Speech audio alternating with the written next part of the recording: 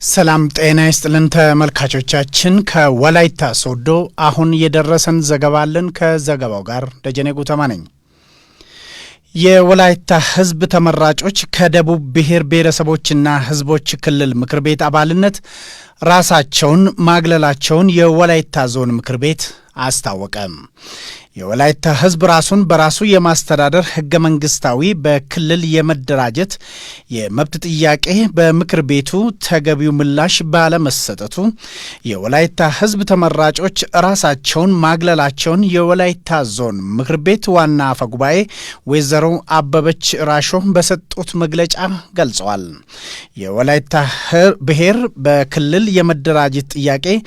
በኢፌዴሪ ህገ መንግስት መሰረት በብሔሩ ምክር ቤት በሙሉ ድምጽ ጸድቆ ለክልሉ ምክር ቤት ቀርቦ ህዝብ ውሳኔ እንዲደራጅ መጠየቁንም የወላይታ ዞን ምክር ቤት አፈ ጉባኤ ተናግረዋል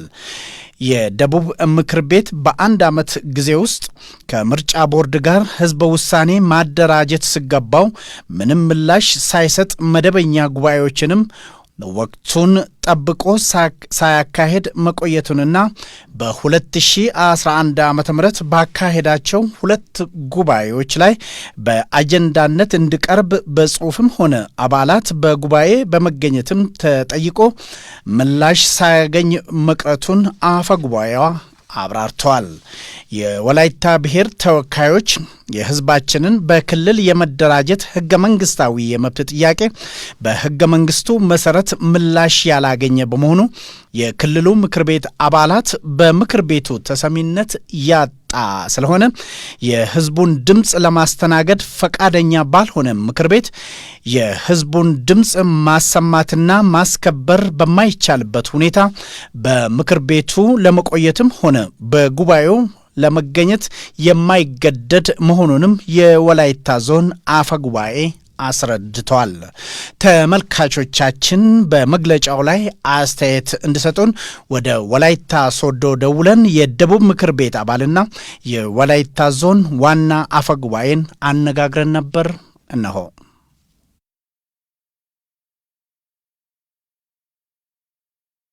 ስሜ ወይዘሮ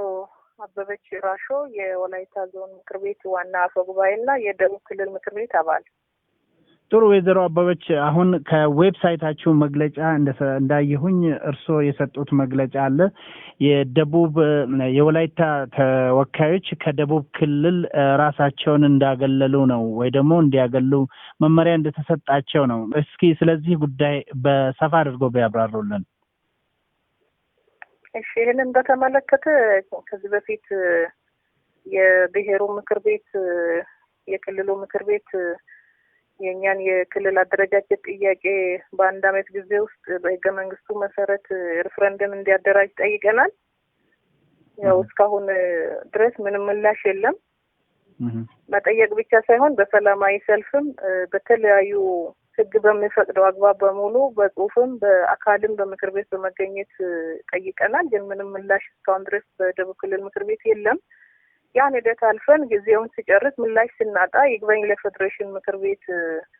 ልከናል አሁን ልከን እሱን እየተከታተልን ነው ግን እኛ የምክር ቤት አባላት እዛ በመገኘት እየተመደመጥን አይደለም የህዝባችንን ጥያቄ ምላሽ እያገኘን ስላይደለ ቀጣይነት ምክር ቤቱን ላለመሳተፍ ሰሞኑን ጉባኤ አለ ጉባኤያቸውንም ላለመሳተፍ ወስነናል እንግዲህ ጉባኤው ላይ ላለመሳተፍ ስትወስኑ ለተለያዩ አካላት ደብዳቤ እንደጻፋችሁ ወይ እንዳሳወቃችሁ ነው የተገለጸው እነኛ ማን ናቸው አዎ ያ የሚመለከተው እንግዲህ ዋናው የክልሉ ምክር ቤት ነው ሁለተኛው የክልሉ ርዕሰ መስተዳድር ነው ሶስተኛው የክልሉ ብሔረሰቦች ምክር ቤት ነው አራተኛው የክልሉ ብልጽግና ፓርቲ ነው ምክር ቤት ነው ያስገባነው ጥሩ እንግዲህ የደቡብ ክልልን ጥያቄን በተመለከተ ከዚህ በፊት ሳይንሳዊ ጥናት ቀርቦ በህዝቡ ዘንድ ተቀባይነት እንዳገኘ ተገልጾ ነበር እንደገና ደግሞ 80 እስከ 83 አባላት የሚገኙበት ምክረ ሐሳብ ለጠቅላይ ሚኒስትሩ የሚያቀርብ ኮሚቴ ተቋቁሞ ነበርና ያንን ለምን አልጠበቃችሁም እሱ የኛ ጥያቄ አይደለም እኛ የጠየቅነው በህገ መንግስቱ አንቀጽ 47 መሰረት ነው ራስን በራስ የማስተዳደር ጥያቄ በህገ መንግስቱ መሰረት እንዲመለስ ቀጥታ ጥያቄ ነው የጠየቅነው። እሱ ፓርት የሀገሪቱ መንግስት ክልሎችን ለማስተዳደር በሚመች መልኩ የሚያሰራው ስራ ነው እንጂ የኛ ጥያቄ የብሔሩና የህዝቡ ጥያቄ የወላይታ ብሔራዊ ክልላዊ መንግስት ምስረታ ነው። ጥሩ እንግዲህ ባለፈው ጊዜ የህዝቡ ለሪፈረንደም በሚጠባበቅበት ጊዜ እናንተ የህዝቡ ተወካዮች በዞን ደረጃም ይሁን በምክር ቤት በደቡብ ምክር ቤት ያላችሁ ቁርጠኛ አቋም አልወሰዳችሁም፣ ያኔ ይሄ ሁሉ ችግር ይፈታ ነበር ብለው ትችት የሚያቀርቡ ወገኖች አሉ። ምን አስተያየት አሉት? እሱን በተመለከተ ያው ህጉና ህገ መንግስቱ የሚፈቅደው ህጋዊ አሰራሩ ተጠብቋል። እንግዲህ በህጋዊ መንገድ በህጋዊ አሰራር እንሄድ የሚለውን የብሔሩ ምክር ቤት አስቸኳይ ጉባኤዎችም ተደርገው ውሳኔዎች ተላልፈዋል። የሚመለከተው አካል ትኩረት እንዲሰጥ በሚል የተለያዩ ውሳኔዎች ተላልፈው እየተጠበቀ ነበረ። እዛ ጋ አሁን ያው እንደ አባል ተገኝቶ ሀሳብ በቀረበው አጀንዳ ከመስጠት ባለፈ አጀንዳው ከመቅረቡ በፊት በአጀንዳነት እንዲቀርብ ፕሮሲጀሩን ጠብቆ የመጠየቅ ስራ ነው። በጽሁፍ የመጠየቅ ስራ ነው። በጽሁፍም ተጠይቋል። በአካልም በመገኘት ከአባላት እድል ወስደው ጠይቋል። ግን ደግሞ እየተደመጠን ስላይደለ ይህንን ሂደት በተመለከተ ደግሞ ህጋዊ አሰራሩ ኔክስት ይግባኝ መጠየቅ ነው ህጋዊ አሰራሩ ማለት ነው። ስለዚህ ህጋዊ አሰራሩን ተከትለን የሄድንበት ሁኔታ ስላለ በደቡብ ክልል ምንም ምላሽ የምናገኝበት ሁኔታ ካሁን በኋላ ስለሌለ ኦሬዲ ወደዛ ደረጃ ደርሰናል ማለት ነው። ወይዘሮ አበበች መጨረሻ ላይ እስኪ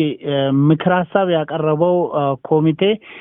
የወላይታ ዞን ከሌሎች ጋር ሆኖ ክልል ሆኖ እንዲወጣ ነው እና የወላይታ ባለስልጣናት ሌሎችን አቅፎ መሄድ ስላልፈለጉ ነው አሁን መግለጫ የሚያወጡት የሚል ነገር ይሰማልና ምን አስተያየት አሉት? እሱ ፓርት ቅድምም ነገርኩ እኮ እሱ ፓርት ሌላ ነው። የኛ ህገ መንግስታዊ ጥያቄ ነው። እሱ ፓርት የሀገሪቱ መንግስት ኢኒሺዬሽን ነው። እሱ ፓርት ላይ እኛ ከማንም ጋር አሁንም ጭምር ከኢትዮጵያ ብሔር ብሔረሰቦች ጋር ሲል ነው እየኖርን ነው። ነገም እንኖራለን። እሱ ችግር አይደለም። ግን ደግሞ እኛ የጠየቅነው ህገ መንግስታዊ ጥያቄ በህገ መንግስቱ ይመለስ የሚለውን ነው እኛ የምንፈልገው እንጂ ያኛው ጉዳይ ኦሬዲ ለህዝብ ቀርቦ ህዝብ አስተያየት መስጠትበት እንጂ እኛ ፐርሰናሊ በዛ ጉዳይ ላይ አስተያየት መስጠት አንፈልግም። በጣም አመሰግናለሁኝ ወይዘሮ አበበች